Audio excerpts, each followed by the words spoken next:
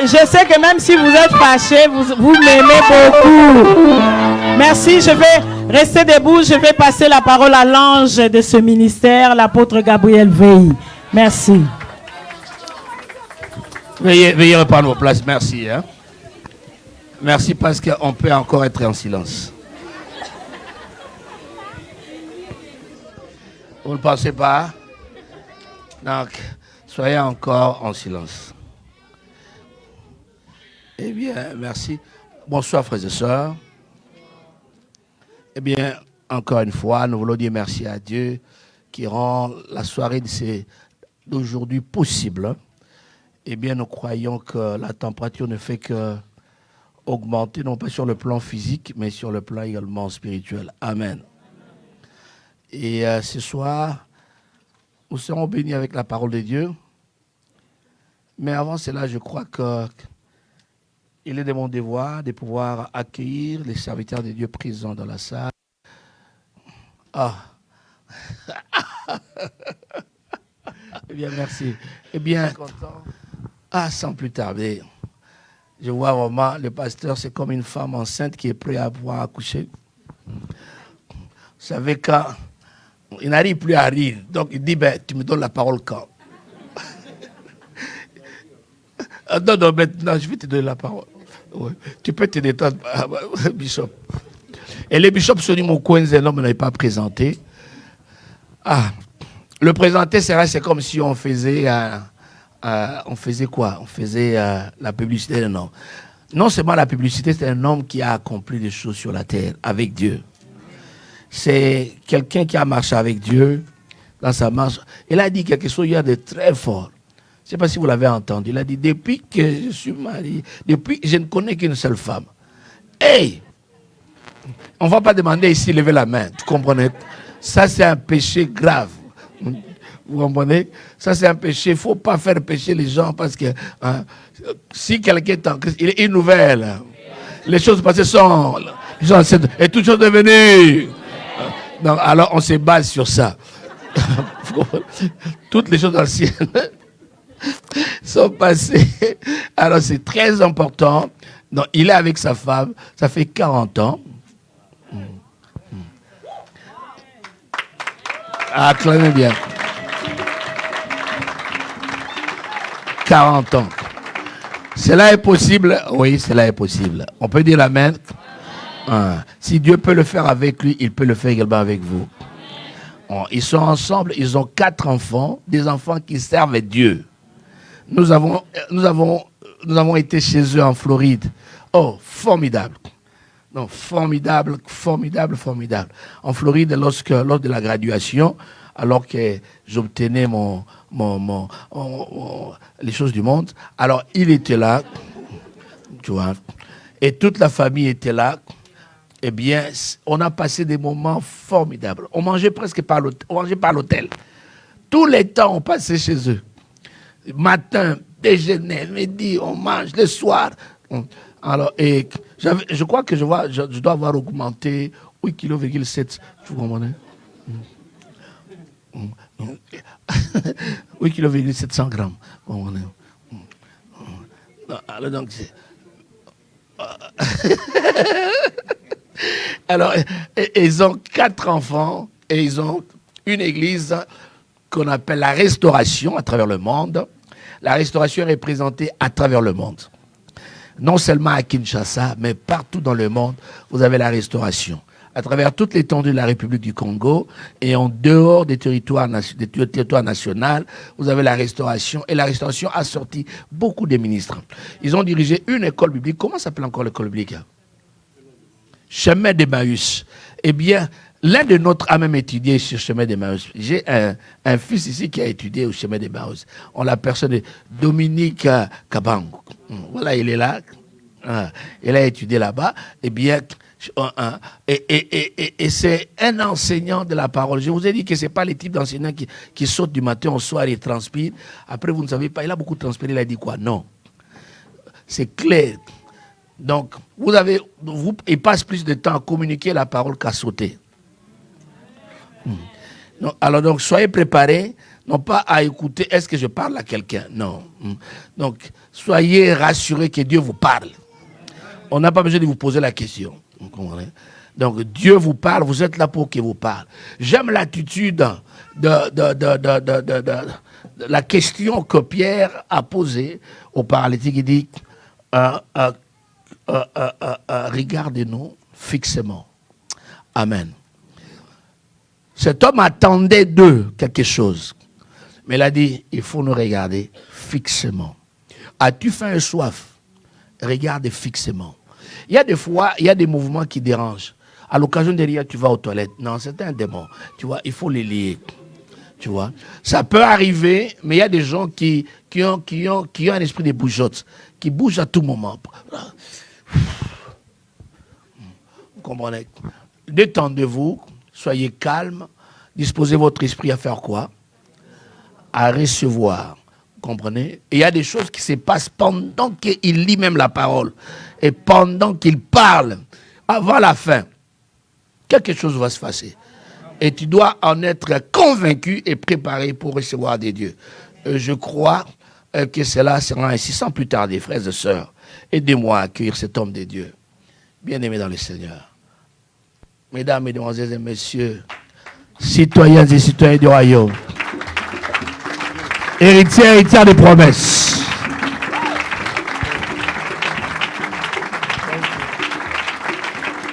Gloire au Seigneur. Alléluia. À Jésus soit la gloire. Dites après moi, dans les cieux, sur la terre, et sous la terre, Jésus-Christ est Seigneur. Nous allons le faire avec conviction. Dans les cieux, sur la terre, et sous la terre, Jésus-Christ est Seigneur. Maintenant, nous allons dire en contextualisant cela. Dans les cieux, à Montréal, et sous la terre, Jésus-Christ est Seigneur. Acclamons le roi des rois, le Seigneur des seigneurs. Il y règne. Gloire à Dieu. Merci, vous pouvez vous mettre. Dieu est bon, merci. Gloire à Dieu, merci, apôtre. Merci à ma prophétesse pour l'invitation. Merci à toute la famille des sanctuaires des héritiers des promesses. Ça a toujours été un plaisir et une joie d'être invité et de proclamer la parole de Dieu. Mais parfois, quand nous le disons, nous le faisons sans tenir compte des risques. Et certains des risques, c'est lorsqu'on vous écoute une fois, on ne vous invite plus. Et donc, parce que parfois on casse. Mais bon, vous avez supporté un peu mes casses depuis Johannesburg et vous continuez à m'inviter.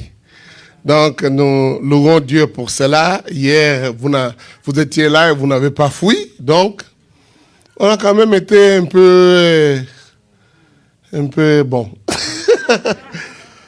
Merci beaucoup. Merci aux hommes de Dieu, des serviteurs et servantes qui sont présents pour encourager cette œuvre. Moi, je crois que ça, c'est une des raisons pour lesquelles beaucoup d'hommes de Dieu vont dans des réunions comme celle-ci.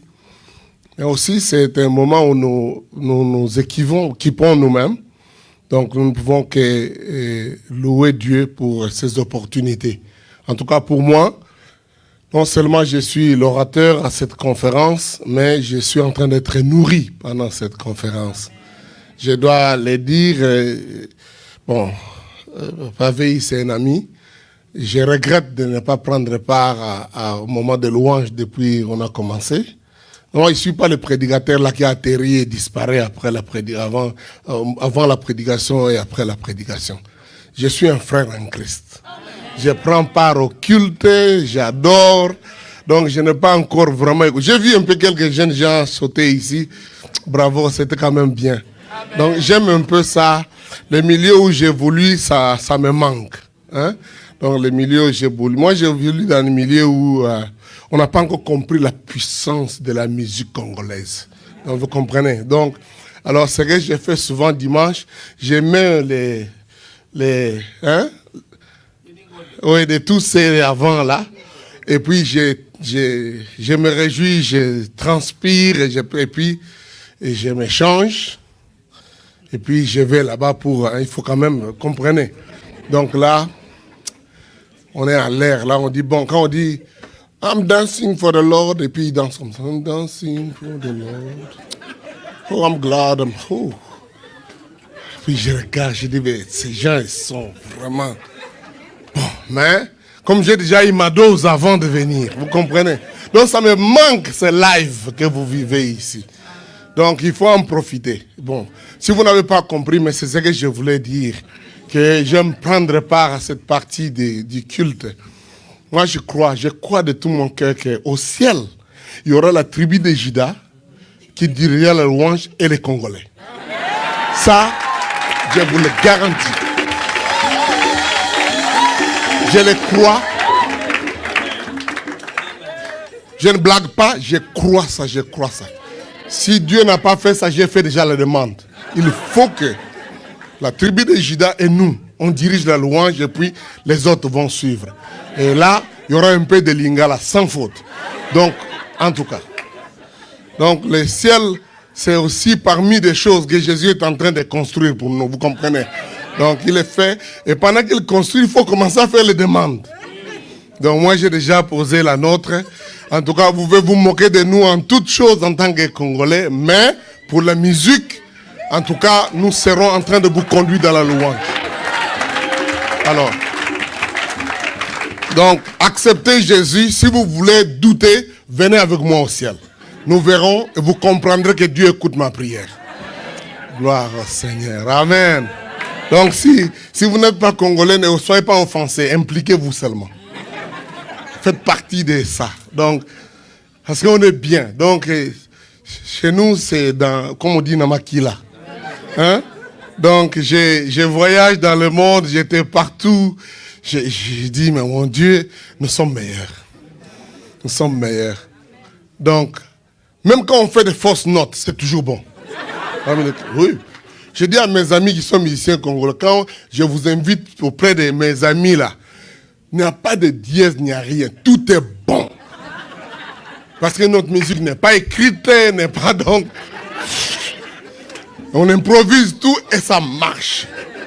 Gloire au Seigneur. Ça, c'est un don de Dieu. Amen. Et quand j'écoute ça, je sens quelque chose, mais je ne sais pas dire sans, parce que j'ai difficile, j'ai fait un effort. Peut-être je n'ai pas encore été en Australie. Peut-être là, j'aurai une langue qui va traduire cette phrase. Nayoki Nzoto. Donc, dans quelle langue au monde? Nayoki Nzoto. Comment ça se dit? En français, en québécois, en arcadien, en tout ça. Vous comprenez que ça ne marche pas comme ça. Donc, Nayoki Nzoto, c'est... C'est quoi? Où est la poule là? Elle est venue faire quoi dans cette histoire? Donc, ça c'est ce que nous sommes capables. Donc, quand tu entends Oyoki Nzoto, je loue Dieu pour cela. Merci beaucoup, groupe de musique. Faites un travail, faites encore un effort. Hein? Il faut bien améliorer tout ça. Vous les mastrio, donc préparez ça bien. Prochainement, on serait dans une autre bonne salle et je crois que ça va encore bien faire. Donc, ça, j'ai manqué pendant 2 jours. Donc, demain, en tout cas, on va s'arranger pour... Donc, je voulais juste m'excuser pour ça. Je ne crois pas que je... Ouais. C'est moi qui prends le blâme. Oh, ouais, c'est vrai. Donc, je crois à l'importance du culte. Parce que je suis un frère en Christ et j'aime prendre part à ça. Donc, hier, nous avons, après l'enseignement comme promis, nous avons eu le temps de prier pour des gens et c'était quand même bien. Nous louons Dieu pour cela. Donc, nous allons nous y prendre encore aujourd'hui et demain, donc aussi. Notre désir a toujours été de prendre part au culte, de partager la parole, de jouir la parole, de prier et aussi de communiquer les grâces que Dieu nous a faites. Et nous louons Dieu. Notre désir est d'écouter des témoignages. Parce que moi, je crois que quand j'impose la main sur les gens sont guéris. Amen. Et j'aime aussi écouter les témoignages. Donc, de ce que Dieu a fait. Et c'est notre désir. Je sais que nos temps sont toujours un peu difficiles pour qu'on ait la prédication, la prière et puis les temps de témoignage. Mais si vous avez été touché par le Seigneur, n'hésitez pas de témoigner. Je vous en prie. C'est important pour votre vie. C'est important pour la vie des autres. Et c'est important pour que les gens réalisent que Dieu agit encore aujourd'hui. Cela est très important. Nous vivons une époque... Moi, je suis théologien. Oui, théologien, je vous l'ai dit théologien. Donc, parfois, c'est difficile dans les milieux des théologiens de convaincre les gens la réalité du Dieu qui agit maintenant. On utilise la raison, notre tête, notre compréhension des Écritures, ce qui est une bonne chose. Mais il faut que les choses là dont la Bible est remplie se manifestent pour qu'on croie quand même. Vous comprenez? Et c'est utile quand les gens entendent les témoignages de ce que Dieu fait. Et je vous encourage à témoigner. Donc, si nos réunions ne vous permettent pas de rendre témoignage, en tout cas, faites tout lorsque vous rentrez dans vos églises, vous allez en famille, partout où vous êtes, rendez témoignage. Je l'ai dit ici parce que je crois que c'est les moyens d'évangélisation les plus efficaces. Amen. Le témoignage, c'est un moyen d'évangélisation les plus efficaces. Dans le cadre de notre ministère, nous avons une stratégie que nous appelons le 5T. Le 5T, c'est un travail que Dieu nous a donné à développer depuis que nous avons commencé à faire le travail au nord de la France, où nous faisons un travail missionnaire dans les villages, pas dans les villes. Donc, on va prêcher dans les villes de temps, mais notre travail, nous le faisons dans les petits villages d'un désert spirituel que vous n'avez jamais imaginé. Donc, ce coin-là, la notion de Dieu, franchement, c'est triste, quoi. C'est triste. Les gens sont totalement... je ne veux pas dire rétrogradés, ils sont ignorants, quoi, des choses de Dieu. Donc, vous pouvez imaginer que nous allons évangéliser et les gens se convertissent et on lui donne la Bible et la personne, lui, elle a 44 ans d'âge. Elle dit, mais c'est ma première fois de savoir que l'histoire de David et Goliath se trouve, les films de David et Goliath se trouvent dans la Bible. Donc, des choses comme ça. Pour cette personne, c'est un film qui a été fait par Hollywood. Et donc, elle n'a jamais été en contact avec la Bible. Et ça, c'est des villages entiers. Vous trouvez, il n'y a pas de temple, il n'y a pas d'église. En fait, il y a des bâtiments qu'on appelait églises à l'époque, mais il n'y a plus rien. Et des larges étendues. Et à cause de cela, nous avons développé des séries de formations que nous donnons à des jeunes gens et que je vous encourage parce que nous les invitons, nous les faisons venir de partout dans le monde. Donc nous serons contents la prochaine fois que nous aurons notre camp au nord de la France, au milieu de nulle part, là où le téléphone ne fonctionne pas. Donc, que vous puissiez prendre part à ça. Et nous donnons une formation simple en 5T.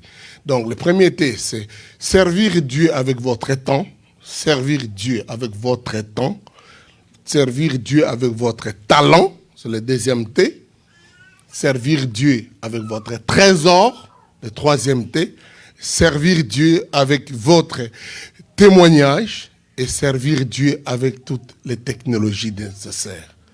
5T, donc on a des t-shirts, on forme des gens, comment on peut utiliser ça, et je crois que c'est efficace. Nous vivons une époque où le monde est en train d'imaginer toutes sortes de choses pour nous empêcher de parler de Jésus. Mais personne ne peut t'empêcher de parler de Jésus avec tes talents. Quand tu peux utiliser les talents, et chacun en a, parce que donc Dieu vous a équipé de quelque chose qui est né en vous. Donc, et vous pouvez les utiliser pour le témoignage de Christ, pour parler de Jésus. Et Dieu a donné à tout le monde le temps. Nous vivons une époque terrible où les gens n'ont pas le temps pour les choses de Dieu. Nous enseignons dans cette formation de donner au Seigneur ce que nous appelons l'heure de l'ambassadeur. Donc, on vous enseigne comment être ambassadeur et comment être à votre poste pour offrir des visas aux gens qui doivent aller au ciel. Donc, et comment organiser ces moments-là pour que vous puissiez toujours être disponible. Parce que notre désir est d'enseigner les gens l'évangélisation comme style de vie. Donc, comment vous vivez partout où vous êtes. Et nous croyons que aussi les gens ont besoin de mettre à la disposition du royaume de Dieu leur trésor, qui peut ne pas toujours être l'argent, ce qui n'est pas mauvais, mais les trésors aussi, ça peut être les relations, les contacts, toutes les ressources que vous avez, qui sont des trésors, des choses précieuses. Vous pouvez les mettre à la disposition du royaume de Dieu. Et nous parlons surtout de comment tu peux raconter ton témoignage. Ton témoignage en tant que vie transformée par Christ, ton témoignage en tant qu'expérience des choses que vous avez vécues avec Dieu. C'est de ça que je voulais dire ici. Si vous voyez quelque chose que Dieu fait pour vous, prenez le courage de parler de ça. Et donc, et là, nous avons quelque chose que nous insistons. Nous donnons dans la formation ce que nous appelons les versions, la version abrégée, la version moyenne, la version totale, complète de votre histoire, comment tu peux raconter ton histoire. Mais nous encourageons les gens parce que nous vivons de plus en plus de moments dans plusieurs territoires du monde. Et je suis informé que c'est aussi comme ça au Canada, en particulier au Québec, où on ne veut pas nous voir prêcher. Alors, et nous avons étudié les lois dans beaucoup de pays du monde et nous avons découvert qu'on peut vous interdire de prêcher, mais on ne peut pas, il est impossible de vous interdire de raconter votre histoire. Je ne sais pas si vous comprenez. Alors, si vous êtes enfant de Dieu, vous avez une histoire et vous voulez la raconter à n'importe qui, même au lieu de service. Parce que lundi, quand vous rentrez au travail, vos amis vont vous dire comment ils étaient au bar, comment ils ont passé le week-end. Ils ont la liberté, il n'y a aucune loi qui interdit de dire ça. Toi aussi, tu as la possibilité de raconter ton histoire. Comment c'était à la convention, on a vu un monsieur là qui prêchait, l'apôtre le présentait, tout ça. Ça fait partie de la vie. C'est pas, tu ne prêches pas. Mais vous savez que si vous êtes enfant de Dieu, la façon de raconter ça, avec la puissance du Saint-Esprit, amènerait d'autres gens à connaître le Seigneur. Ou à vous poser beaucoup plus de questions. Dites-nous un peu cette histoire. Qu'est-ce qui fait de ta joie? Pourquoi tu es comme tu es? Pourquoi tu ne voles pas, tu ne triches pas? Pourquoi tu te comportes comme ça? Donc, raconte ton histoire. Il n'y a aucune loi, et j'insiste, il n'y a aucune loi au monde, dans aucun pays, qui vous interdit de parler de votre témoignage. Formidable. Vous voyez, avec ça, vous pouvez faire l'évangélisation. Et nous croyons que Dieu a toujours utilisé les technologies qui arrivent. Quand la Bible était écrite, c'était la technologie de pointe. Et aujourd'hui, nous avons autant de technologies, des choses qui nous permettent de mettre en place des réseaux, des autoroutes d'information. Donc, les réseaux sociaux, tout ce que vous connaissez. Donc, et comment vous pouvez utiliser ça? Nous vivons une époque où on vous interdira d'être prédicateur, mais on vous interdira jamais d'être influenceur. Vous comprenez ce que je voulais dire? Donc, il n'y a aucune loi aujourd'hui qui régit le fait d'être influenceur. Donc, parfois, nous nous présentons partout. Je suis ici je suis pasteur, homme de Dieu. Mais tu peux te présenter comme un influenceur pour Jésus. Ouais, je sais pas si vous comprenez. Et nous faisons le recrutement des influenceurs pour Christ. Et j'ai prié Dieu que ce soir, qu'il y ait quelques jeunes gens qui se mettent dans l'armée des influenceurs. Alléluia. Utilisez votre technologie. Vous n'avez peut-être pas l'argent d'aller à Radio-Canada, mais vous avez la possibilité d'utiliser votre téléphone et influencer les gens instantanément partout dans le monde. Donc c'est le 5e T, il est efficace, il agit. Ça va? Donc c'était ma première prédication. Donc vous avez compris ça, c'est très simple. Donc c'est un peu comme Bob l'éponge, quoi. Même un enfant peut comprendre. Vous avez compris, ça c'est très simple. Vous pouvez appliquer ces choses? Ouais, je sais que ça demande beaucoup plus de détails un peu. Si vous pouvez aller sur Amazon et vous cherchez notre nom, vous verrez notre livre qui parle de ces techniques-là. Ça s'intitule « De tout cœur pour toute oreille ». C'est le titre du livre, c'est celui-là. « De tout cœur pour toute oreille ». Comment raconter votre histoire et faire des disciples pour Christ. Donc, c'est des choses qui peuvent nous permettre d'être un peu plus pratiques. Parce que nous ne pouvons pas continuer à être des chrétiens qui se plaignent. Vous voyez les lois qu'on est en train de voter, on ne veut pas que nous soyons... Il y a des lois contre la discrimination, il y a ceci, tout ça. Non, non, donc, quand vous racontez votre histoire, il n'y a pas de langage agressif. Je ne sais pas si vous comprenez. C'est mon histoire, c'est mon expérience. C'est ce que j'ai vécu. Donc, vous pouvez faire beaucoup. Nous pouvons marquer des gens. Et je crois qu'il est possible qu'on puisse atteindre les gens. On m'a dit, les statistiques sont telles qu'il y a moins de 2% de chrétiens au Québec. C'est sérieux. Ça signifie qu'on a du travail, frère. On a du travail. Parfois, je parle au pasteur. Je dis, mais pourquoi vous vous chamaillez entre vous? Voilà, il a pris mes brebis. Venez avec moi au nord de la France, où il y a les membres des personnes. Donc, où il y a les brebis des personnes. Je ne sais pas si vous comprenez. Donc, vous pouvez les ramasser. Et je crois qu'il y en a aussi à Montréal. Il y a les brebis des personnes là. Les brebis des personnes, ils sont aussi à Ottawa. Et si vous voulez vous en rendre compte, fouillez un peu votre kill de dimanche. Et sortez dehors et regardez les gens qui se promènent. Vous allez vous rendre compte qu'il y a des brebis des personnes. Et tout ce qu'ils cherchent, un berger. Jésus dit, il a vu ces gens-là comme des brebis fatigués, chargés, qui n'avaient pas de berger. C'est pourquoi nous avons intérêt d'aller, et c'est pour ça que nous allons de ville en ville, de lieu en lieu. Il y a beaucoup de stratégies qu'on peut utiliser en termes de ça, mais je vous donne un peu cette idée. Dans le livre, vous comprendrez un peu quelques-unes des stratégies qui sont citées pour vous préparer à la formation. Donc, c'est très important. Il y a du travail à faire. Il y a du travail à faire et vous pouvez le faire et faire de l'évangélisation votre style de vie. Je vous avais dit hier, moi, ce qui bouillonne dans mon cœur, c'est l'évangélisation. J'aime gagner les âmes. J'aime voir des gens se convertir. Donc, ce n'est pas étonnant que j'ai commencé cette intervention aujourd'hui, même si on m'a demandé de diriger, faire encore Seigneur. Mais moi, je voudrais aussi vous inciter à devenir des gagneurs d'âme, de ceux qui peuvent amener beaucoup de gens à connaître le Seigneur. C'est une joie extraordinaire. Et quand vous faites ce travail-là, vous verrez beaucoup d'autres choses se faire plus facilement. Quand j'appelle beaucoup d'autres choses, les choses sérieuses, les choses que les gens croyaient impossibles, c'est-à-dire voir les malades guéris, les paralytiques marcher, les aveugles voir, les morts ressusciter. Et je l'ai dit, ça marche dans tous les continents, dans tous les lieux. En tout cas, en ce qui me concerne, je vois ça partout. Je vois ça partout et je loue Dieu pour cela. Parce que Jésus a dit que cela accompagnerait ceux qui seront partis pour évangéliser, pour prêcher la bonne nouvelle. Donc, je vous prie. Je sais que vous êtes hyper occupés. Moi, j'ai toujours dit en Amérique où j'habite que l'une des divinités qu'on a en Amérique, il s'appelle Busy. Donc, les gens sont busy et ils prient busy. Ils vivent autour de busy. Donc, ils sont tellement busy. Vous comprenez le busy? Donc, hein, en français, comment on peut traduire ça? Occupés. Et des foyers se détruisent parce que les gens sont busy. Hein?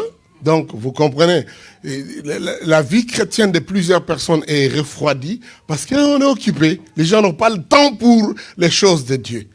Ils n'ont pas le temps pour aller à l'église, ils n'ont pas le temps pour témoigner à Jésus, ils n'ont pas le temps. Parce qu'effectivement, dans ce monde de grande consommation, en tout cas, vous travaillez, vous vous rendez compte que ce que vous gagnez ne peut pas satisfaire à tous vos besoins. Parce que qu'on le veuille ou non, vous allez toujours chercher à dépenser et souvent dépenser plus que ce que vous pouvez produire. C'est comme ça que les efforts sont tels qu'il faut qu'ils trouvent un autre shift, qu'ils trouvent un autre job, je ne sais pas ce que vous appelez. Bon, excusez-moi, mon français souffre un peu, mais ouais, vous cherchez à trouver un travail, deux travails, trois, donc de telle sorte qu'on n'a plus le temps. Mais sachez-le, les riches comme les pauvres ont 24 heures par jour. Ouais. Donc, il ne suffit pas de travailler beaucoup. Il faut travailler. En anglais, on dit « not working hard, it's working smart ». Bon, je ne sais pas comment il faut traduire ça en français. C'est travailler intelligemment. Donc, si vous travaillez intelligemment, vous pouvez faire beaucoup plus d'argent que les gens qui travaillent trop. Et vous allez vous casser, vous allez vous fatiguer. Donc, c'est important de veiller sur ça. Et je crois aussi que travailler intelligemment signifie aussi donner un peu de votre temps à celui qui est le créateur de temps. Le Dieu éternel. Donnez le temps à ça. Venez à la prière, venez aux réunions. Passez un peu de temps avec Dieu. Au travail, vous passez 8 heures. Vous comprenez? Donc, si vous êtes dans un cycle normal. Donc, donnez un peu de temps aussi à écouter Dieu, à prier, à se remettre auprès du Seigneur, à témoigner pour Jésus, à vivre en communion fraternelle avec des frères et des sœurs. Ça vous rafraîchit. Donc, donnez votre temps. Ça, c'est ce que nous appelons l'NDT de sainteté. Donnez le temps au Seigneur. Et ne laissez pas l'ennemi vous tromper.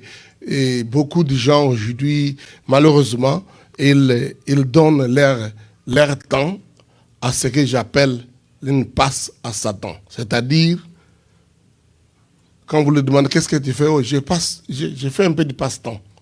Tout passe-temps est une passe à Satan.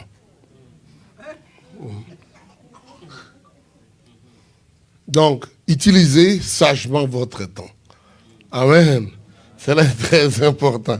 Beaucoup de choses. Donc, il faut que je revienne sur ce qu'on m'a demandé de prêcher. J'ai fait un petit effort d'obéir aux gens qui m'invitent. Et je sais que donc ça, c'est utile pour ne fût-ce que se faire inviter la prochaine fois. Sinon, on va dire qu'il est venu annoncer son agenda. Donc, on n'a pas besoin de ça. Hier, nous avons lu ensemble Jean, chapitre 20, à partir du verset 19 jusqu'au verset 31. Hein?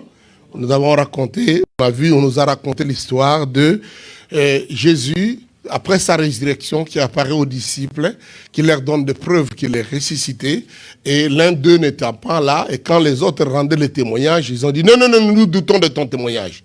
Non, moi, je ne suis pas d'accord, nous doutons de votre témoignage, je doute de votre témoignage. Moi, il faut que j'ai mon témoignage aussi. Et cet homme-là, il est réputé d'être l'incrédule, Thomas. Mais il est mon ami, je l'aime beaucoup, parce que je crois que la vie, quand même, il faut avoir des preuves personnelles. Donc, et il a fini par dire ça, et Jésus est venu à son secours pour se manifester, pour qu'ils croient et comprennent. Et Jésus fait encore beaucoup de miracles pour que les gens croient qu'il est le Christ, le Fils de Dieu, et qu'en croyance là, ils ont la vie éternelle. Nous avons lu le second texte dans Jude, chapitre 13, tous les 25 versets, qui nous raconte l'histoire de Manoach avec son épouse qui avait besoin d'un enfant, et l'épouse a rencontré un homme qu'il a appelé un homme de Dieu et qui lui a dit qu'elle devait concevoir et que de ce fait, elle enfanterait un fils. Cet fils est consacré à Dieu, et à cause de cela, elle devait aussi avoir une certaine façon de se priver, certaines abstinences, en vue de la bénédiction de cet enfant qu'il va avoir. Et la femme raconte ça à son mari. Le mari fait une amère prière pour dire, Seigneur, que cet homme-là, qu'il vienne encore. Et Dieu a fait que cela soit possible. Et c'est là ils se rendront compte que c'est un ange qui venait de la part de Dieu, qui leur annonçait un message. Et ayant cru ce message, ils vont avoir un enfant. Cet enfant, c'est Samson, et c'est lui qui va être parmi des gens qui vont délivrer Israël de l'esclavage des Philistins qui était dû au fait que le peuple de Dieu se méconduisait. Donc, ces deux histoires nous ont amenés à découvrir la notion de encore.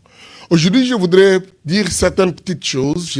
J'aborderai certains points qui sont un peu plus théologique, mais mon désir est de terminer dans la simplicité. La notion d'encore dans la Bible, nous la voyons sous deux dimensions. Quand nous étudions la Bible, nous avons ce qu'on appelle la loi de la première occurrence. Donc, la première fois qu'un mot apparaît dans la Bible, il revêt d'un sens profond de ce qui va venir dans le reste.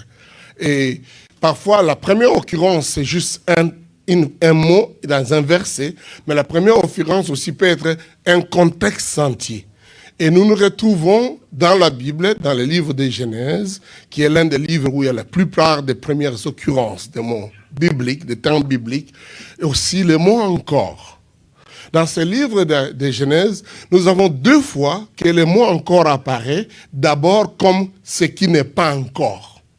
Donc dans la négation d'encore. Et là, nous nous retrouvons avec le fait que dans les jardins d'Éden, Dieu n'avait pas encore fait pousser les arbres. Donc l'encore est négatif. Donc la chose n'est pas encore là. Donc, et aussi Dieu n'avait pas encore fait pleuvoir. Donc c'est les 2 cas de première occurrence du mot encore. Ce qui peut dire qu'il y a les situations où l'encore n'est pas là. Je ne sais pas si vous me comprenez. C'est que dans la vie, il y a une première. Une première. Et ce qui est intéressant avec ça, c'est que nous nous rendons compte que quand Dieu parle qu'il n'y avait pas encore des arbres pour produire des fruits, donc on sent, pour les dispensationalistes, la période de l'innocence. Vous comprenez que les arbres ont été logés des problèmes. Hein? Vous comprenez, il y a l'un de ces arbres-là qui a été appelé l'arbre de la connaissance du bien et du mal. Je ne suis pas ici en train de vous expliquer tous les détails là-dessus, mais si c'est un jardin, c'est un arbre. En fait, hein? Donc, beaucoup de gens pensent que c'est un concept. Bon, nous pouvons prendre le temps d'expliquer ça autrement. Mais dis-moi, quand il n'y avait pas encore les arbres, donc il n'y avait pas de problème.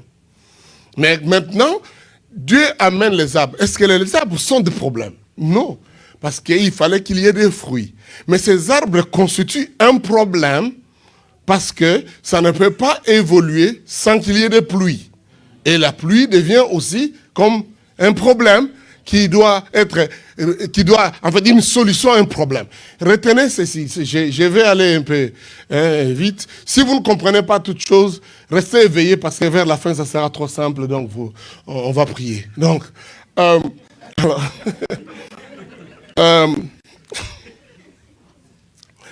je disais que, mais Dieu, quand on dit qu'il n'y avait pas de pluie, parce qu'il savait que la pluie amènerait que les arbres puissent commencer à pousser. Scientifiquement, c'est le gros problème qu'il y a. On se pose des questions. Vous savez que, je vous avais dit hier, moi j'habite à 1 heure de là où on jette les fusées. Et maintenant, tout le monde est en train de chercher s'il y a de l'eau dans la planète Mars. Je me dis, mais est-ce que c'est vrai vraiment? C'est ça qu'on va chercher. Nous sommes sur une planète qui, au fait, devait se faire appeler planète eau. Vous savez que 70% de notre planète, c'est l'eau. Mais on l'appelle Terre quand même, bon. Vous comprenez? Donc, et on ne connaît pas encore les profondeurs et les choses qui sont dans les eaux qui sont sur la planète Terre-eau. Hein? Et on met des millions et des milliards d'argent pour aller vers une planète pour chercher s'il y a de l'eau. Il y a quelque chose qui marche. Ou alors, il y a une autre raison. Je connais à croire qu'il y a une autre raison, franchement. Parce que s'il faut aller chercher de l'eau, non, je ne crois pas. Le Pacifique, l'Atlantique et tout ça. Donc, c'est de l'eau, non? Alors, pourquoi on va aller chercher ailleurs?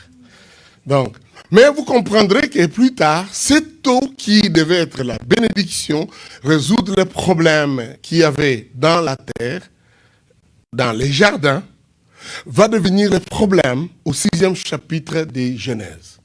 Lorsque l'homme se rebelle contre Dieu, qu'est-ce que Dieu va faire? Il dit à Noé, construis une arche parce qu'il y a la pluie qui va venir. On ne sait pas avant s'il y avait autant de pluie ou pas, mais du moins, il était fou de croire qu'il y aurait une telle pluie qui va inonder tout. Et pour ça, il devait construire un bateau. Et ça lui a pris 120 ans pour construire. 120 ans. Parce que c'est là où les gens pensent que Dieu avait dit que l'homme ne vivra que 120 ans. Non, Noé a eu 120 ans pour construire l'arche.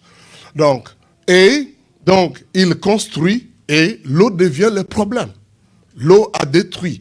Le premier plus grand génocide humain, c'est fait par l'eau. Vous comprenez? peut-être c'est à cause de ça que la planète ici est devenue planète eau. Bon, je vous épargne de détails. Ça fait partie de mes discussions avec mon professeur lorsque je devais faire ma thèse de doctorat. Parce que là, il y a beaucoup de perceptions sur ça. C'était la punition, c'était l'eau, était une figure ou une réalité. Ça veut dire, si quelqu'un ne croit pas, moi, ça, c'est ce que je crois. Si quelqu'un ne croit pas les 11 premiers chapitres du livre de Genèse, il a des problèmes pour croire le reste de la Bible. Bon. Et ces premiers chapitres sont très importants, très déterminants. J'ai dit les 11 premiers chapitres de la Bible. Et vous n'aimez pas ça parce qu'il y a les engendrans, vous n'aimez pas ces choses. Mais pour nous autres, hein, qui prenons le temps, nous prenons le temps, il y a beaucoup de choses à voir. Écoutez, moi j'ai fait ma thèse de doctorat sur 2 versets de la Bible. Genèse chapitre 1, verset 2 et verset 3. J'ai fait la thèse de doctorat sur les 2 versets. Ouais, la terre était vide et informe, et les ténèbres couvraient au-dessus des eaux, et l'Esprit de Dieu se mouvait au-dessus des... Donc c'est tout ce que j'ai fait sur ma thèse, et Dieu dit que la lumière soit, et la lumière fut, et j'ai fait une thèse de théologie là-dessus, de grandes discussions avec de tous ces intellectuels. Mais j'aime ça.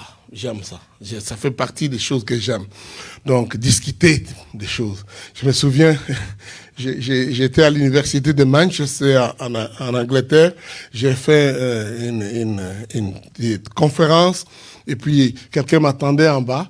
Il m'a appelé, il m'a dit, c'est toi l'orateur? Moi, je dis oui. Il me pose la question, est-ce que tu crois à l'évolution? Alors, moi, je suis à l'université où l'ordinateur a été inventé. Ils sont en train d'inventer le premier homme avec plusieurs parents. Donc, dans les jours qui vont venir. Ouais, oui, c'est sérieux. Le monde est en train de faire des choses. Vous dormez, mais les autres, là, ils ne dorment pas. Alors, donc, je l'ai regardé, je lui ai dit, oui, je crois à l'évolution. Et je savais qu'il voulait vraiment qu'on nous ouvre un débat. Je dis, oui, je crois à l'évolution. Il a dit, waouh, mais il me semble que tu prêches, tu parles la Bible. Moi, je dis oui, parce que je crois à l'évolution des choses créées. Il a dit quoi? Je dis oui. Moi, je dis, parce que moi, je crois. Moi, je crois qu'à un moment donné, je n'étais qu'un zygote. Et puis, j'ai évolué jusqu'à devenir ce que je suis. Ça a pris 9 mois de mon évolution dans le sein de ma mère et je suis devenu, mais je n'ai jamais changé d'espèce. Bon, en fait, ça c'est autre chose. Donc, dans ma thèse, nous discutons sur effectivement les problèmes de ce que signifie vide et informe. Hein, les Hébreux disent Toubo, ça signifie quoi? Et donc, les théologiens, c'est compliqué. Parfois, vous lisez, la terre était vide et informe. Les théologiens lisent, la terre est vide et informe, la terre était devenue vide et informe, la terre semblait vide et informe, la terre paraissait vide et informe. Donc, c'est compliqué, donc, parce qu'il y a juste un verset, vraiment, qui est difficile à être traduit dans toutes les autres langues. Bon, bref. Je vous épargne de ce jour. Mais je voudrais croire que l'eau était quelque chose de très important. Mais l'eau va devenir l'objet de ça. Et c'est là où nous retrouvons au chapitre 6, donc une autre version, une autre notion d'encore. C'est là que je voulais expliquer. Donc, à partir de cette eau-là qui n'était pas encore parce qu'il n'y avait pas de pluie, maintenant il y a trop de pluie. Mais avant que la pluie n'arrive, Dieu dit à Noé, il reste encore 7 jours avant que je ne fasse pleuvoir. Il reste encore 7 jours. Donc, Dieu présente la notion d'encore comme une autre notion de la manifestation de sa patience. Pour vous donner la possibilité de changer. Pour vous donner la possibilité d'améliorer. De remettre de l'ordre. Parce qu'il reste encore 7 jours. En saisie. C'est pas à qui je parle ici. Parce que peut-être ça semble, mais je ne suis pas en train de vouloir prétendre connaître beaucoup de choses. Mais je pense qu'il y a toujours pour Dieu une possibilité que son encore vienne pour vous aider.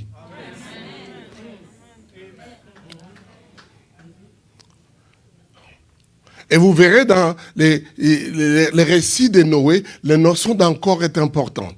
Non seulement la pluie arrive, et il y a déluge, il y a tout ce quand Dieu dit à Noé, la pluie est terminée. Donc, Noé va envoyer la colombe. Et la colombe revient, Noé envoie encore la colombe. Donc nous nous retrouvons avec une notion importante pour dire, pour Dieu, il y a toujours nécessité d'une seconde chance. Très important. Donc la notion d'encore est profonde. Donc ça c'est juste par rapport à cette eau. Donc je parlais de l'eau qui n'était pas avant, il n'y avait pas encore de pluie. Maintenant il y a la pluie, il y a trop d'eau. Et Dieu, avant que la pluie ne commence, il vous donne encore un peu de temps pour que vous puissiez vous convertir, pour que vous puissiez vous mettre en ordre. J'ai prié Dieu qu'avant que cette prédication ne termine, tu découvres le besoin. La Bible dit Dieu ne tarde pas pour accomplir ses promesses, mais il te donne encore le temps pour que tu te mettes en ordre. La fin des temps va arriver. Vous comprenez, c'est formidable à voir ça. Et autour de l'histoire de Noé, il y a beaucoup de belles choses autour d'encore, en fait. Parce que lorsque Dieu décrète qu'il ne détruira plus la terre encore par l'eau. Ce qui dit dire, la terre ici ne sera jamais engloutie. Il n'y aura plus d'inondation qui nous détruira. Sauf que le feu nous détruira un jour. Parce que, qu'est-ce qui se passe? Ces jours-là, Dieu fait une alliance avec l'homme. Que je ne détruirai plus la terre, même si l'homme fait le mal, avec de l'eau. Pour ça, il met l'arc-en-ciel. Et donc, il dit, il ne le fera plus encore. Et il y a des choses que Dieu détermine de lui-même qu'il ne veut plus les faire encore. Waouh! Écoutez ça. Ça, c'est très important. Il y a des choses que Dieu ne fera plus encore. Parce que ce n'est pas utile que ça revienne encore. Wow. Quelqu'un est en train d'entendre. Donc, ne prenez pas la notion d'encore, fais-le encore, fais-le encore. Il y a des choses que Dieu sait qu'il n'a pas besoin de les faire encore dans votre vie. Waouh! Quelqu'un a un peu compris? Donc, parfois vous vous prenez, Seigneur, fais-moi encore. Ça Dieu dit, non, ça ne va pas t'arranger. Ce n'est pas utile. C'est fini. Il met l'acte pour dire, non, ça non. Donc, il ne faut pas prendre encore comme si, non, c'est une chanson que Dieu plaît que ça soit toujours encore. Non. Il y a des choses que vous n'avez pas encore. Ce n'est pas quand même totalement mauvais. Quand ça viendrait, vous risquez d'en avoir trop jusqu'à vous tuer. Alors Dieu dit, je ne les ferai pas encore. Waouh! On est en train d'avoir quelque chose. Donc, ça c'est très important. Mais il y a aussi, dans toujours le livre de Genèse, la réalité d'encore dont je devais venir évoquer après, au chapitre 4. La Bible parle de la naissance. Quand Caïn est né, la Bible dit Adam connut sa femme et ils ont eu un enfant et Ève dit avec l'aide de Dieu, j'ai fait un homme, j'ai formé un homme. Ça va? La Bible dit et Adam connut encore sa femme et ils vont enfanter un fils qui est Abel. Donc il y a cette notion importante que encore c'est aussi une notion d'ajout, de multiplication. Lorsque Abel va être tué par Caïn, la Bible utilise le même terme. Caïn connut encore sa femme et ils vont inventer Seth. Donc la notion d'encore, c'est aussi une notion de remplacement. Quand quelque chose de précieux vous a été détruite, elle peut être remplacée. Quelqu'un est en train de comprendre ici. Alléluia. Donc ça c'est, comme je dis, Genèse nous donne une idée de contextualiser pour les restes, où nous allons nous rendre compte comment Dieu opère. Donc ici nous nous retrouvons avec les premières occurrences, c'est-à-dire il y a des moments où on n'a pas encore quoi que ce soit. Il y a des moments quand ces choses arrivent, ça semble être trop, ou ça fait du mal, et Dieu arrête pour que ça ne revienne plus. Ça va? Mais il y a des bonnes choses qui arrivent, et Dieu veut que ça puisse se faire encore. Et quand quelque chose détruit ce que vous aviez reçu, Dieu est dans le processus de remplacement, de restauration. Il va vous faire encore la chose. Je ne sais pas à qui je parle ici. Peut-être dans votre vie, vous avez été béni par quelque chose de bien. C'est normal que vous puissiez chercher à en avoir encore. Amen. Et si vous avez perdu par votre faute, par les fautes des autres, quelqu'un vous a créé des problèmes, un caïen, vous a, un genre quoi vous a embrouillé, ce qui est sûr, c'est que nous avons un Dieu qui est capable de vous faire refaire encore.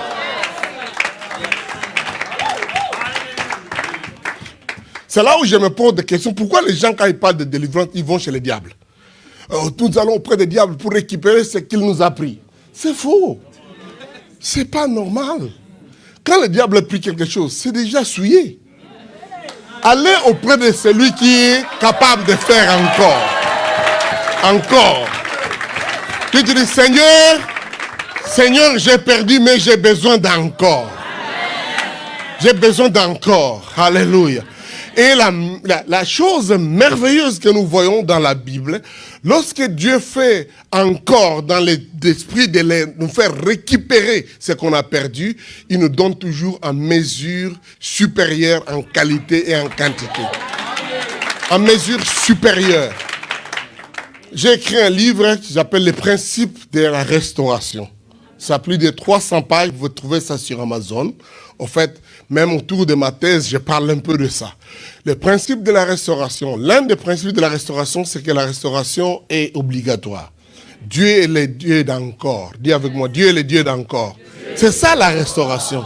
Mais en même temps, le second principe, c'est que Dieu restaure avec une mesure supérieure par rapport à celle qu'on a perdue. Ça peut être en qualité ou en quantité, mais ça sera toujours supérieur. La preuve commence avec notre chute, la chute d'Adam. Lorsque Dieu a créé l'homme et l'homme pêche, donc Dieu décide de choir. Mais Dieu en même temps promet le Messie, la semence de la femme qui viendrait. Et quand nous voyons en Jésus-Christ, nous avons récupéré plus que ce qu'on avait perdu en Adam. Parce qu'Adam n'avait que le pouvoir de dominer sur les oiseaux, sur les animaux, tout ça. Mais nous avons le pouvoir de dominer sur les esprits, donc toute autre chose. En Adam, nous avons perdu un jardin. En Jésus, nous récupérons une ville. Donc c'est plus grand, c'est beaucoup meilleur. Donc il est vrai qu'Éden était un lieu de délices. Mais en Christ, nous avons la ville, la cité, le paradis. Donc ce que nous avons récupéré en Jésus est de loin plus grand que ce qu'on avait perdu. Gloire à Dieu d'avoir perdu ce qu'on avait avant. Gloire à Dieu, gloire à Dieu, gloire à Dieu, gloire à Dieu. Alléluia. Donc ce principe-là se trouverait dans toute la Bible, d'un bout en bout. Vous allez voir que la mesure restaurée est supérieure. Je vous épargne de beaucoup de détails. Parce que mon désir ici est de vous amener à comprendre qu'on traverse des temps où parfois on se retrouve en manque. On se retrouve privé, on se retrouve en difficulté, on peut même regretter le temps passé. Vous comprenez? Oh Seigneur, lorsque nous fûmes, lorsque nous étions, lorsqu'on avait, vous comprenez? Mais nous avons un Dieu merveilleux. Ce Dieu-là, s'il a déjà fait, il le fera encore. Et ce qu'il fera sera en mesure supérieure en quantité et en qualité. L'une des choses que les Juifs ont beaucoup regretté, dont ils se souvenaient toujours, c'était le temple de Salomon. C'était un temple merveilleux, formidable. Quand les Juifs ont désobéi à Dieu, vous êtes avec moi? Donc quand ils ont désobéi à Dieu, il y a Nabuzaradan qui est venu, qui était le commandant de Nabucodonosor, donc qui était le roi de Babylone, qui vient, qui broie, qui détruit tout, et il prend toutes les choses qu'il y avait dans les temples de Jérusalem, il détruit les bâtiments, démolit tout, Jérusalem devient un amas de décombres, et les Juifs sont emmenés en captivité. Pendant qu'ils sont là-bas, tout leur regret, c'est Jérusalem, c'est le temple. Les temples. Même quand ils se sentent libérés, mais ils ne veulent plus rentrer. Ils disent, mais on va être où? Le temple n'est pas là. C'est comme ça que quand Cyrus veut voir ses esclaves, ses captifs rentrer, il comprend que pour les Juifs, la valeur Jérusalem ne vaut rien sans le temple. Et Cyrus mettra les moyens pour que l'équipe qui rentre pour rebâtir doivent être capables d'avoir autant de biens pour reconstruire le temple. Et quand l'équipe de Zorobabel et Josué, les sacrificateurs, étaient en train de travailler, les autres Juifs qui avaient plus de 70 ans, qui avaient vu la première maison, ils disent, oh mon fils, tu joues, Même Salomon, pour construire, il fallait des rois comme David, faire des prévisions, faire toutes ces choses.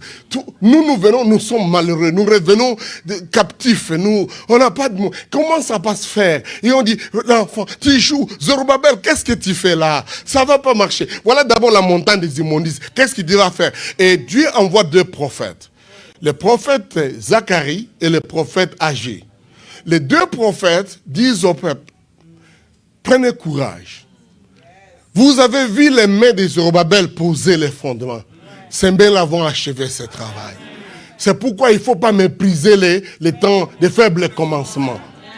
Alors, Agé vient, après, les gens ont commencé, ils ont abandonné le travail. Vous voyez pas, quand vous regardez, ils disent, c'est trop dur, c'est pas possible. C'était facile, le sanctuaire à Johannesburg, mais maintenant, Seigneur, on arrête. Donc, ils ont arrêté. Pendant longtemps. Et Dieu envoie le prophète Agé. Il dit, non, vous occupez de vos maisons.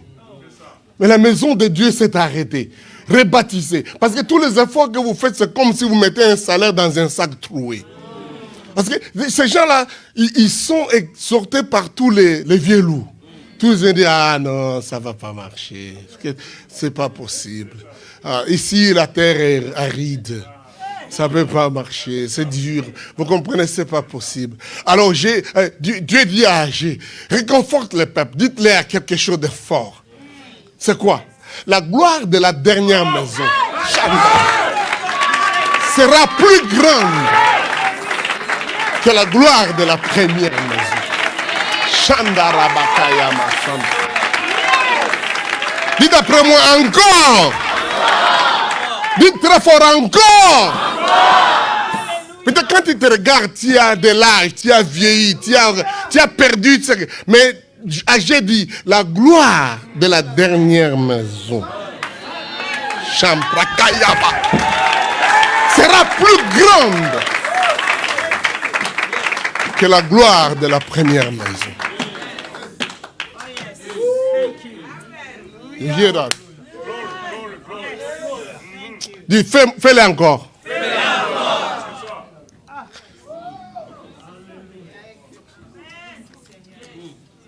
Ça montre que la mesure restaurée sera toujours supérieure par rapport à la mesure perdue.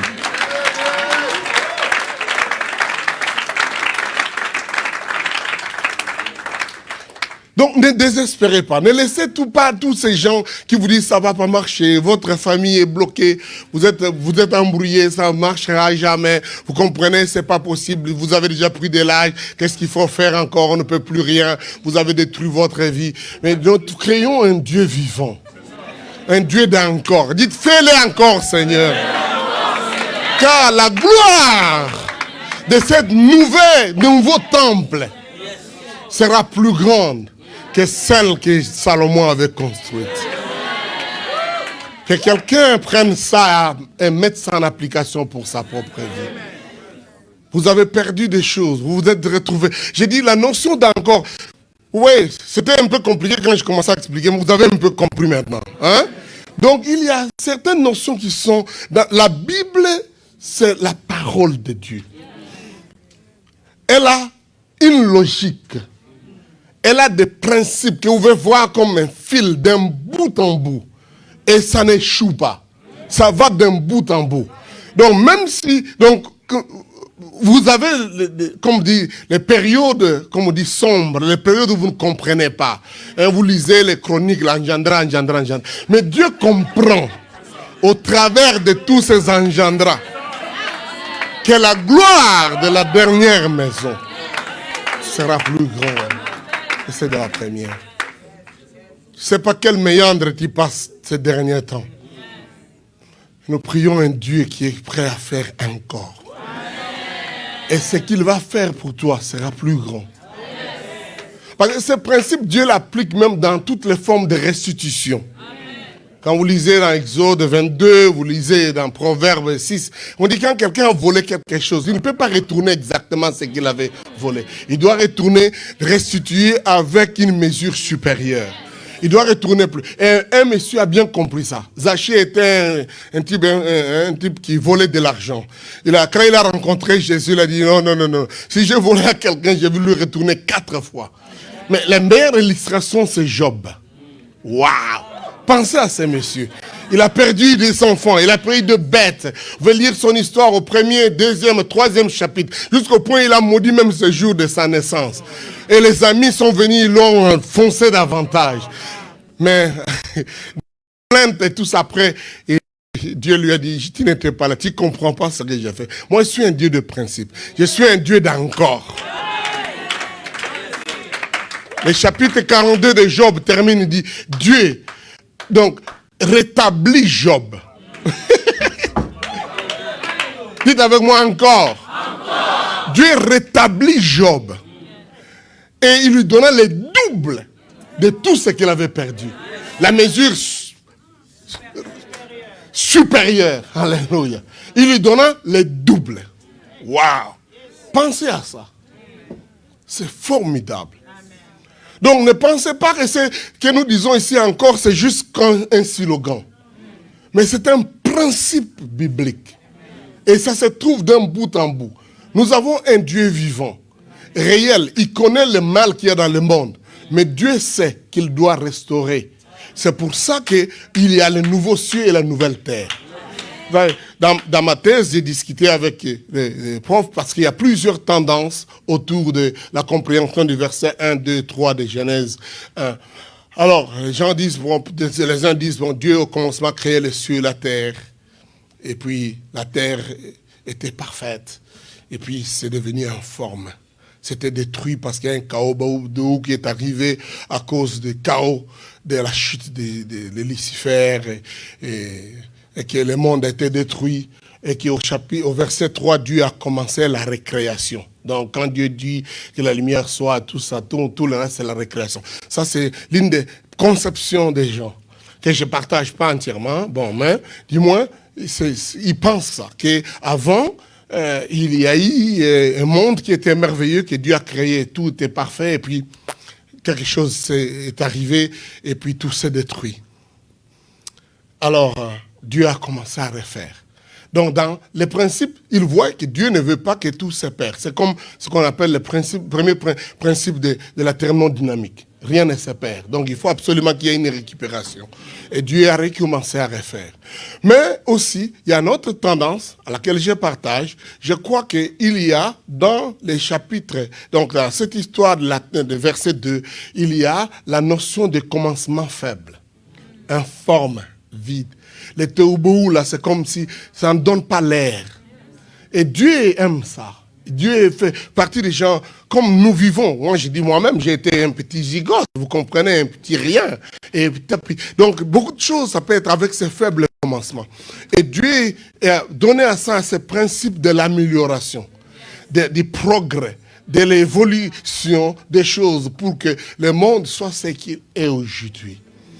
Et là, il y a plusieurs tendances. D'autres disent, il a fait en 6 jours. Il y a d'autres qui disent, non, il a fait pendant 6 époques. Et cette époque qui sont des milliards et des milliards d'années. Bon, je ne sais pas comprendre votre point de vue. Moi, Je ne partage pas que les 6 jours de jeûne sont des jours de 24 heures. Ça, ce n'est pas mon avis. Mais je ne veux pas aussi faire un débat avec les gens qui croient ça. Donc, comprenez. Si vous croyez ça, que Dieu a dit, lundi, mardi, mercredi, bon, tout est là, ça va, on va se voir au ciel. Mais moi, je crois qu'il y a eu des millions d'années. C'est comme ça que je crois que les dinosaures existaient. Donc, mais ça ne détruit pas ma foi. Donc, vous comprenez? Ouais.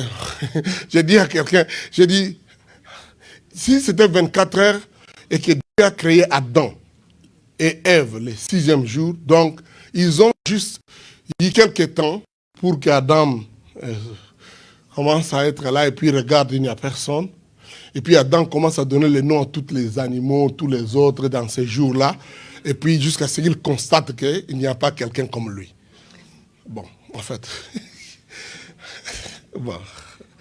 Revenons sur ce qui est simple. Donc, moi je crois que les deux ont été créés le même jour. Mais ces jours-là, ce n'est pas 24 heures. Voilà, donc. Mais revenons sur ça.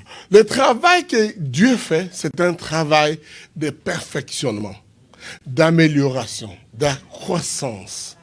Son désir est de faire ce qui a été fait avant, soit donc en qualité inférieure par rapport. Et regardez comment nous sommes, nous les femmes, et les hommes et les femmes. Bon, vous comprenez, j'arrête là. Donc, vous comprenez la différence. Donc, sinon ma femme va prendre le micro, alors nous n'allons plus dormir, tous les hommes, on va fuir ici. C'est pourquoi il ne faut pas que les femmes se sentent choquées qu'elles ont été créées un deuxième tour. Parce que, en fait, souvent, c'est le chef-d'œuvre qui vient après. C'est pourquoi ça lui a pris tout ce temps. Vous comprenez? Bon. Bon. Je voulais dire que quand Dieu fait encore est toujours meilleur que ce qui était fait avant. Ce sont quelques exemples de la Bible. Voyez cet aspect-là, vous allez comprendre. Chacun de nous, quand nous faisons toutes choses, la première chose que nous faisons, c'est nous garde de bons souvenirs. Mais si nous voulons reproduire ou faire, nous essayons de faire mieux que ce qu'on a fait. Dites avec moi encore. Et cela est très important. Parce que nous croyons que Dieu est un Dieu qui veut nous voir progresser, avancer. C'est pourquoi il ne faut pas vous embrouiller, être plein de soucis parce que ça commence mal, c'est très dur. Ne négligez pas les faibles commencements. C'est ça que Zacharie donne comme message. Il dit, vous avez vu les mains des Zorobabel commencer. Ces mains-là achèveront ce qu'ils ont commencé. Soyez sûrs d'une chose, que Dieu vous donne une longévité.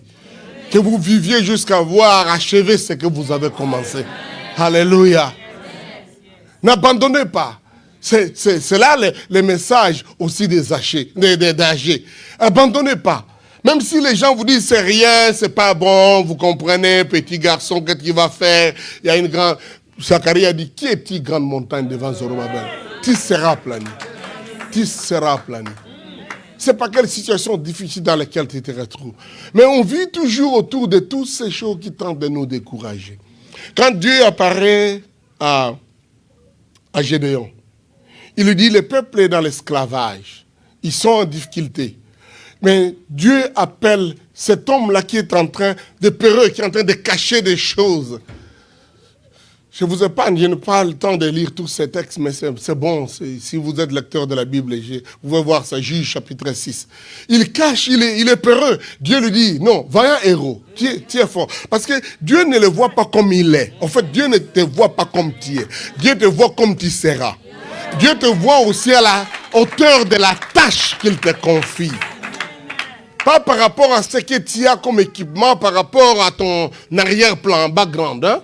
C'est que moi, je viens d'une famille, vous comprenez ce qu'elle a dit. Ma famille est la plus petite, la plus ceci, la moins... Tout ce qui... Il était en train juste de montrer qu'il était héritier de rien. Dieu dit non, tu es vaillant héros. Alors il dit, mais où sont les choses que nos parents nous racontaient que Dieu faisait? Où sont ces choses? On nous a dit qu'à l'époque, nos parents nous ont... Donc Dieu a fait traverser le peuple. Il leur a fait manger des choses dans le désert. Il a fait traverser la mer Rouge. On a entendu ce miracle que Dieu a opéré par Moïse. Tous ces fléaux extraordinaires, toutes ces choses. Maintenant, Dieu nous a abandonnés. Je pense que c'est ce qui arrive à beaucoup d'enfants de Dieu quand nous traversons des situations difficiles. On pense que ces récits sont passés et ce n'est plus possible de voir ça encore. Et je donc disais, où sont ces choses que nos parents nous disent? J'aimerais lire ça avec vous. Juge chapitre 6. Parce qu'on va tenter d'atterrir, en tout cas si on peut. Sinon, on continuera les jours suivants. Alléluia. Juge chapitre 6, verset 13. Verset 12 commence d'abord. L'ange de l'Éternel lui apparut, lui dit, l'Éternel est avec toi, vaillant héros. Gédéon lui dit, ah mon Seigneur, si l'Éternel est avec nous, pourquoi toutes ces choses nous arrivent-elles? Où sont tous ces prodiges que nos pères nous racontent quand ils nous disent l'Éternel ne nous a-t-il pas fait monter hors d'Égypte? Maintenant l'Éternel nous abandonne et nous livre entre les mains des Madians. Waouh! Pensez à ça. Parfois il vous arrive à penser à ça. C'est que vous étiez le temps de la vieille gloire, le temps où les choses semblaient marcher. Vous dites Seigneur, je vois encore comment j'étais, comment on vivait. Mais maintenant, Seigneur, si ça vous n'y pensez pas en termes personnels, le christianisme vit maintenant cette période où les gens regrettent ou pensent, ou même ils arrivent à douter même que ces choses-là avaient déjà eu lieu.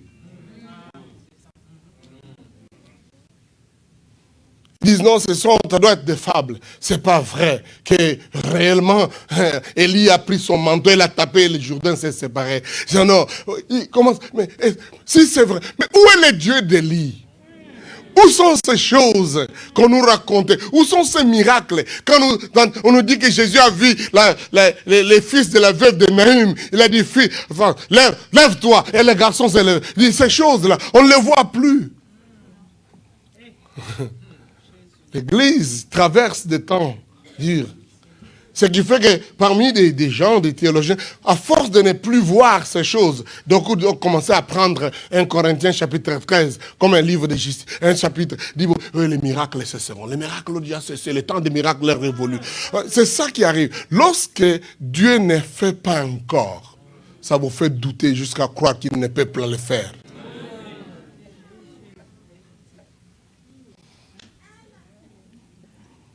Si vous êtes des gens comme moi, qui voient les miracles se faire littéralement partout où je prêche, j'ai difficile de ne pas croire que les miracles sont possibles aujourd'hui.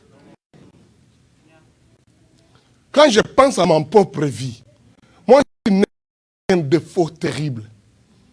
Les médecins sont là. Pasteur Saint-Père, lui, les médecins en même temps. Ouais. Ils savent que les enfants trisomiques, qui ont le Down syndrome, n'ont pas d'avenir, ils ne peuvent pas faire. Moi, j'étais comme ça.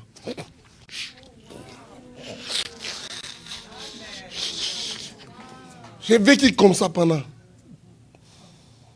Mais Dieu a guéri un homme comme moi.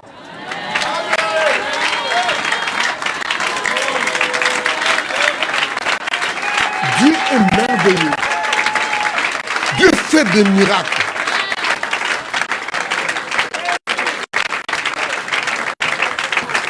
C'est pourquoi, écoutez-moi, quand quelqu'un veut me faire douter au miracle, j'ai envie de le frapper. Moi, je suis une preuve vivante que Jésus est réel. Que Jésus est vrai. Parce qu'il m'a sauvé. Et non seulement, il a fait de moi qui ne pouvait pas prononcer des mots. Il a fait de moi un prédicateur.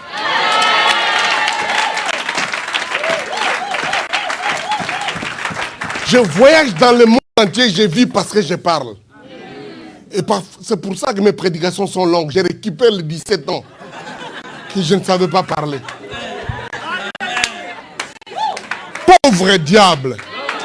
Il n'a pas réussi à me tuer. Je récupère maintenant. Alléluia. Je ne sais pas, tu peux avoir un enfant comme ça. C'est terrible. Hein? Quand je pense à tout ce que mes parents ont enduré. Parfois, mes parents, pour répondre à une invitation, quelque part, devaient réfléchir. Où est-ce qu'on va les laisser? Parce que si on va là-bas, il va cogner des choses. Il va écrire dans les murs. Il va... Moi, j'étais un mess. Et j'ai vécu dans un endroit où il n'y avait pas des écoles spécialisées. Donc, on me mettait dans les écoles avec tout le monde. En deuxième premier, on m'a renvoyé de l'école. Vous pouvez comprendre? On vous renvoie de l'école parce que j'étais ingérable. J'étais ingérable. Non. J'ai dessiné partout, je faisais... Non, partout. Ah ben c'est pas possible. C'est pourquoi me faire douter au miracle. Moi, j'ai un problème. Moi, j'ai un problème. Moi, je suis un miracle vivant.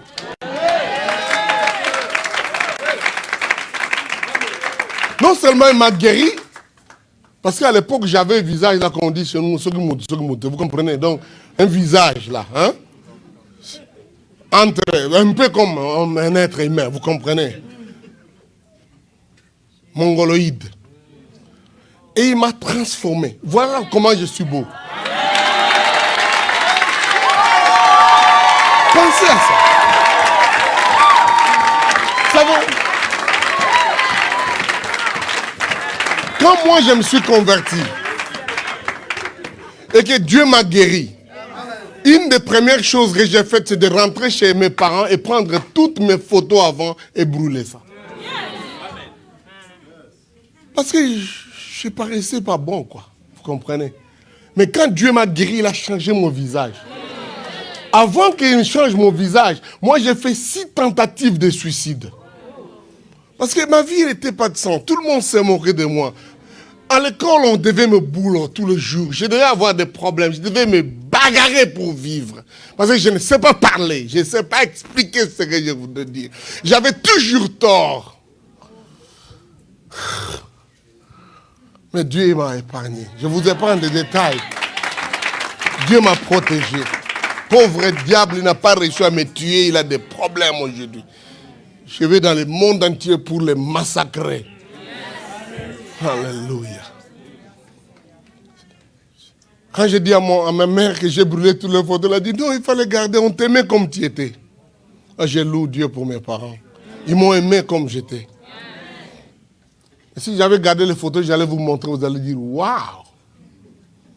Parce que la mesure restaurée est celle que ma femme a aimée. Parce que franchement, avant ça, moi j'avais jamais cru qu'on m'aimerait et que je me marierais. Jamais cru. Moi, donc, comme ça. Qui va marier quelqu'un comme ça? Qui va marier quelqu'un comme ça? Et non seulement je suis marié avec une femme qui m'aime, parce que je dis aux gens, avant je me suis tellement haï dans ma vie, qu'aujourd'hui je m'en fous. Si tout le monde ne m'aimait pas, je m'en fous, je m'aime moi-même. J'aime la vie.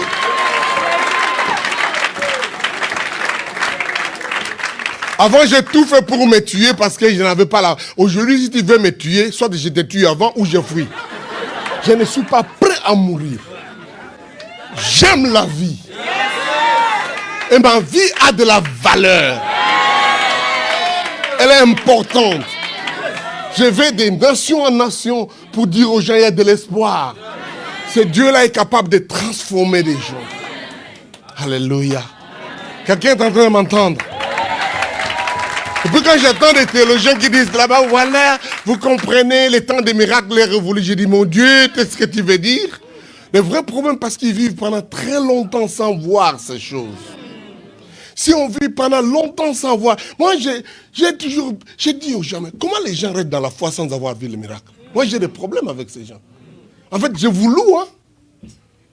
Pourquoi vous comprenez pourquoi j'aime Thomas? Parce que moi, ma foi est liée, comme chez nous on dit, donc je vois et je crois. Je dois voir. Il faut qu'il y ait des signes, des prodiges, des miracles. Et j'aime ça parce que Jésus l'a dit. Si vous ne voyez pas de miracles, vous ne croirez pas. Jean chapitre 4, verset 48.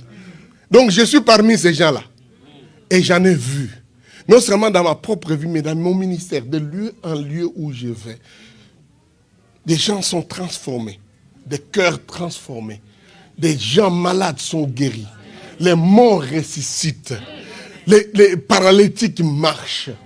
Et ça, ce n'est pas juste pendant une période de la vie. C'est une partie, ça fait partie de ma vie. C'est pourquoi moi j'ai une foi folie. Moi je suis fou. J'ai vu mon aventure des fois avec Dieu. Et je loue Dieu parce qu'il confirme ça tout le temps. Parce qu'il est réel, il est vrai. Et Jésus a payé le prix pour ça. Il a payé le prix. Alléluia. C'est garanti. C'est Christ est capable de vous transformer, de vous changer. Et si vous avez déjà vu la main de Dieu, je peux vous rassurer une chose, il le fera encore.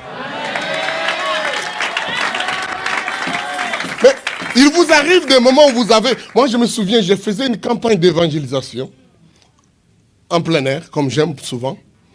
Et je prêche devant des gens et puis j'ai dit, celui qui veut recevoir Jésus, qu'il s'avance pour que je prie avec lui. Et tout le monde était là en attendant. Une jeune fille court de la rue, là où elle était. Elle court, elle était en haillons, des habits, je ne parle pas d'ici, chez nous là, hein, au pays, au Congo, mais pas même à la capitale, à l'intérieur de l'intérieur. Parce que moi, je suis des villages là. Donc elle courait, elle avançait. Les gens la regardent, on se rend compte, dans le contrée, là, on connaissait qu'elle était folle. Alors elle vient là jusque devant moi. Je la regarde et dis, bon, comprenez-vous. Et maintenant, je me rends compte que personne ne va avancer encore pour venir recevoir Jésus. J'attends, qui va recevoir Jésus? Elle fait, il regarde, il dit, oh bon, il n'y a pas. Attendez, personne d'autre ne pouvait s'identifier à une folle, vous comprenez. J'ai dit, il n'y a pas de quoi. La prédication de l'évangile est une folie. Donc moi-même, je crois. J'ai dit, dis après moi, Seigneur Jésus. Il dit, Seigneur Jésus, viens dans ma vie, viens dans ma vie. J'ai dit, ok, on a quand même. Jésus est en train d'être grondé pour qu'il entre dans la vie de quelqu'un. Et gloire à Jésus. Il est entré quand même, là on l'a dit.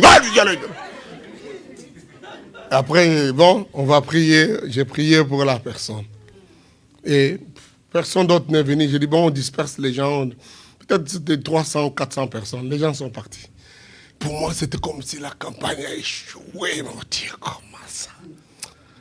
Et je me rends compte, une des sœurs qui priait avec nous, c'est une sœur qui connaissait cette fille, qui a étudié avec elle. Il y avait 3 ans déjà. Et maintenant, elle vivait dans la rue. Il s'est approché, il a dit, je connais cette fille-là. Elle est folle. Elle s'appelle Brigitte. J'ai dit, ah, elle vit dans la rue, elle dort dans la rue, tout ça.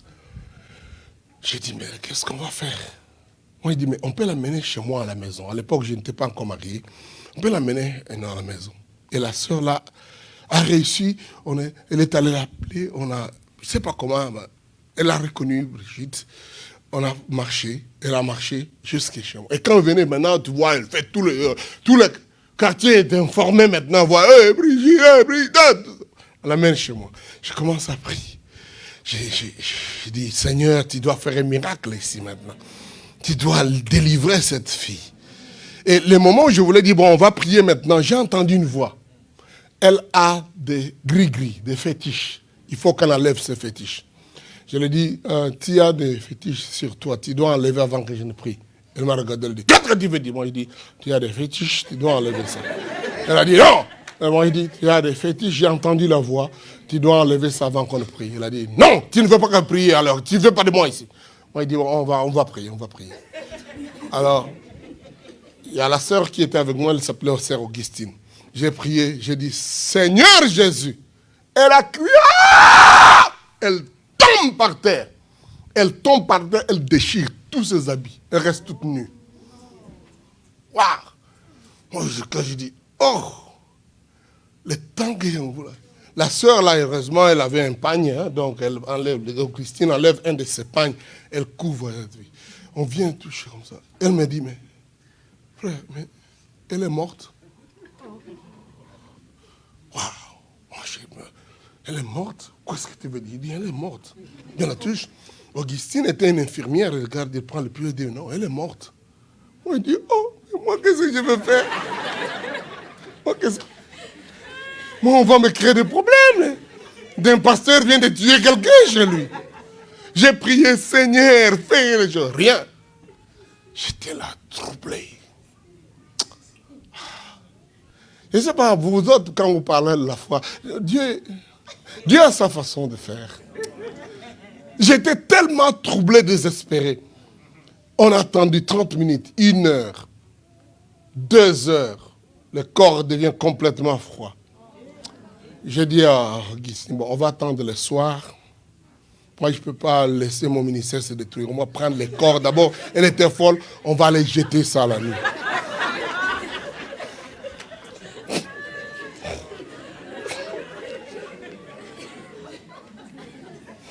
On va jeter ça. Ah, chérie. Vous vous moquez de moi, hein? Vous n'avez jamais eu de problème. À l'époque, là, nous avons un président qui s'appelait Mobutu Sese Seko Kurungwendo Wazabang. Donc, tu as même... Hein? Tu comprends déjà. J'ai dit, on va jeter le corps. La nuit, on va attendre la nuit. On était là, on a attendu 2 heures, 3 heures. Après, j'ai eu une prière de désespoir qui est un peu autour de ces termes de cette année. J'ai dit, je suis approché. J'ai dit, Jésus, Jésus, si tu as déjà aidé quelqu'un,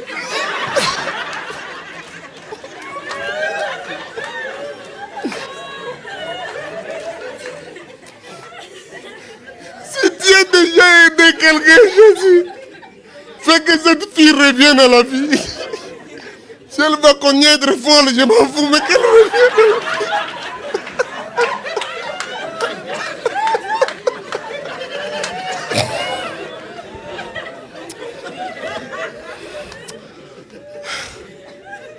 J'étais là, j'étais désespéré. Moi, j'avais déjà vu beaucoup de miracles. Vous voyez beaucoup de miracles, mais quand vous vous retrouvez devant un gros problème, tout ce que Dieu a déjà fait, vous oubliez ça. Je parle à quelqu'un ce soir. Tout ce que Dieu a déjà fait avant, vous oubliez. Je dis, Dieu a aidé quelqu'un, Jésus.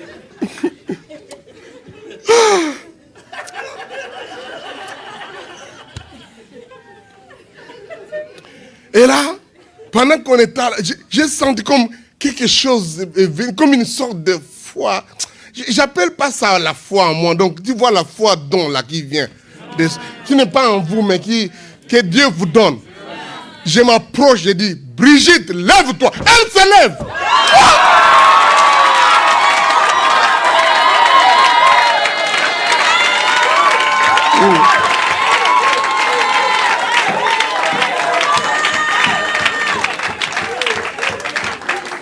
Et quand Brigitte se lève, moi je cours, je fuis.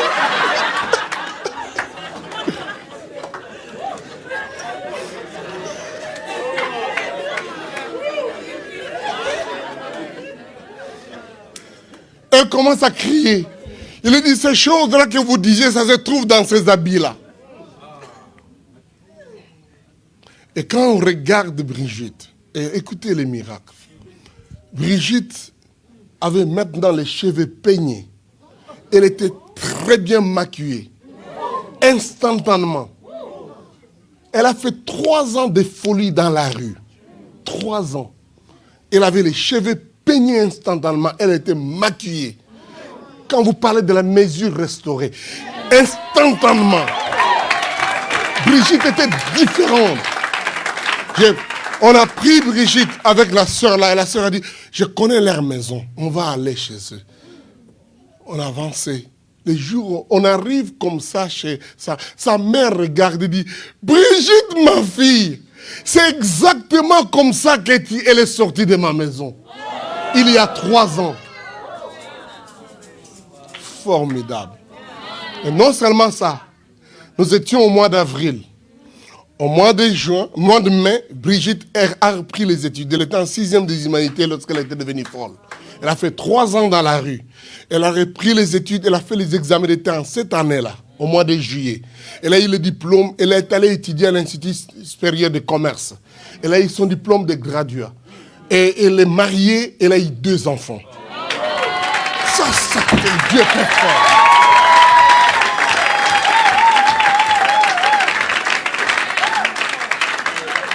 Alléluia. Je regrette seulement qu'après, quand elle a eu son 2e fils, je pense, oui, elle a trébuché dans la douche un jour, elle est décédée. Mais voyez, elle a vécu une vie bien mariée. Jésus est capable de faire ça. Il est capable de peigner tes cheveux. Il est capable de te maquiller instantanément. Là où moi je dis, Seigneur, si tu as déjà aidé quelqu'un, dites avec moi, fais-le encore, Seigneur. Je ne sais pas à qui je parlais ce soir. Peut-être que vous vous êtes retrouvés dans cette période où il n'y avait pas de pluie. Ou peut-être la pluie est devenue déluge.